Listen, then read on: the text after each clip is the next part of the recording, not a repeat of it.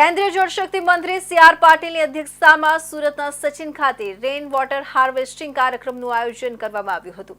સ્થાનિક ઇન્ડસ્ટ્રીઝના આગેવાનો દ્વારા આ કાર્યક્રમ યોજવામાં આવ્યો હતો, જેમાં સી.આર. પાટીલે જણાવ્યું કે વડાપ્રધાન મોદીનું જળ સંચય જન ભાગીદારી અભિયાન એ જન આંદોલનમાં પરિવર્તિત થવું જોઈએ. સુરતના સચિન ખાતે રેઇન વોટર હાર્વેસ્ટિંગ કાર્યક્રમ કેન્દ્રીય જળશક્તિ મંત્રી સી.આર. પાટીલે પ્રાઇમ મિનિસ્ટર મોદી સમગ્ર દેશમાં જળ સંચય માટે કેવા પ્રયત્નો કરી રહ્યા છે તે જણાવ્યું હતું. તેમણે કહ્યું કે સૌરાષ્ટ્રના અછતવાળા વિસ્તારોમાં સૌની યોજના દ્વારા પીએમ મોદીએ પાણીની સમસ્યા દૂર કરી. પ્રધાનમંત્રી બન્યા બાદ દેશના 700 જિલ્લાઓમાં 75 જેટલા અમૃત સરોવર બનાવવાનું કાર્ય તેમણે કર્યું છે, જેના કારણે હજારો તળાવોનું નિર્માણ થયું છે, જ્યાં આજે લાખો લીટર પાણીનું જળ સંચય થઈ શક્યું છે. આજે આપણે સૌ ગામનું પાણી ગામમાં અને સીમનું પાણી સીમમાં ઉતરે તેવા પ્રયત્નો કરીએ છીએ. સુરતમાં યોજાયેલ રેઇન વોટર હાર્વેસ્ટિંગ કાર્યક્રમમાં કેન્દ્રીય જળશક્તિ મંત્રી સી.આર. પાટીલે જણાવ્યું હતું કે પ્રાઇમ મિનિસ્ટર મોદી કહે છે કે જળ એ તો જીવન છે, જલ છે તો કલ છે. વરસાદની સિઝનમાં 65% પાણી દક્ષિણ ગુજરાતમાં વરસે છે. આખા દેશમાં 4000 BCM વરસાદ પડે છે, જેની સામે જરૂરિયાત 1120 BCMની જ છે. વડાપ્રધાન નરેન્દ્ર મોદીનો વર્ષ 2047માં વિકસિત ભારત બનાવવાનો સંકલ્પ છે. જળ સંચય કરવાની આપણી કેપેસિટી માત્ર 750 BCM જેટલી છે, જ્યારે વર્ષ 2047 સુધીમાં 1180 BCM પાણીની જરૂરિયાત ઊભી થશે.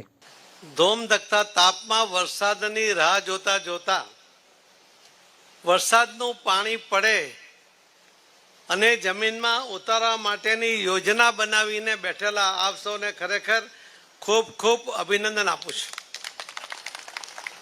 માનનીય પ્રધાનમંત્રી શ્રી નરેન્દ્રભાઈ મોદી સાહેબે 2021માં catch the rain water harvesting માટેનો એક સંકલ્પ કર્યો હતો.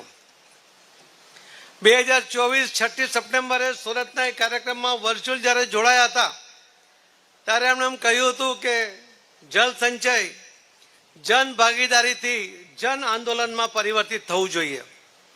સાથે સાથે એમણે કહ્યું હતું કે કર્મભૂમિથી માતૃભૂમિ સુધી સૌએ કંઈક ને કંઈક યોગદાન આપવું જોઈએ. આ દેશની અંદર બે જ વ્યક્તિ એવા છે કે જેને આખો દેશ ફોલો કરે છે. સી.આર. પાટીલે રેઇન વોટર હાર્વેસ્ટિંગ કાર્યક્રમમાં જણાવ્યું હતું કે પાણીની અવ્યવસ્થાને લીધે સમસ્યા ઉદ્ભવે છે, જેના નિવારણ માટે પ્રાઇમ મિનિસ્ટર મોદીએ સંકલ્પ કર્યો છે કે ગામનું પાણી ગામમાં અને સીમનું પાણી સીમમાં રહે. નદીઓને જોડવાનું કામ પીએમ મોદીએ કર્યું છે. યુપી અને મધ્યપ્રદેશમાં 44,000 કરોડના ખર્ચે 10,65,000 હેક્ટર જમીન અને 65 લાખ લોકોને પીવાનું પાણી મળવાનું છે. રાજસ્થાનથી પીકેસીની યોજના અંતર્ગત રાજસ્થાન અને મધ્યપ્રદેશની નદીઓને જોડે છે, જે મુખ્ય 3 નદીઓની સાથે કુલ મળી 11 નદીઓ સાથે જોડાય છે, જે પણ 77,000 કરોડના ખર્ચે યોજના બની રહી છે, જેમાં હવે 10 લાખ હેક્ટર જમીનને પાણી મળવા જઈ રહ્યું છે, જ્યારે 50 લાખ લોકોને પીવાનું પાણી મળવાનું છે.